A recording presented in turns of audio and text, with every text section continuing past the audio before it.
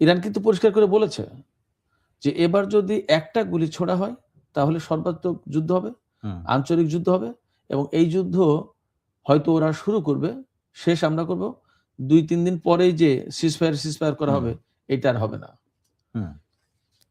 আমি বলি যে আমি তো রেডিও তেহরানে থাকার সময় লিখেছি, বলেছি, প্রচুর পড়াশোনা করার চেষ্টা করেছি, এবং ফ্যাক্ট হচ্ছে যে আমি ইরান বিষয় নিয়ে আজ 35-36 বছর আমি কাজ করি, ভাবি, চিন্তা করি, পড়ি, বুঝি, লিখি।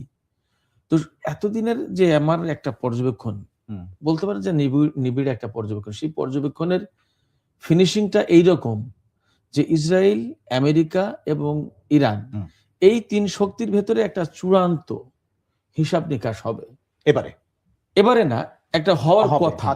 সেই হওয়ার কথা হিসেবে সেই চূড়ান্ত হিসাব নিকাশের মেবি এইবারই হয়তো সেটা হতে যাচ্ছে। আমার কাছে মনে হয়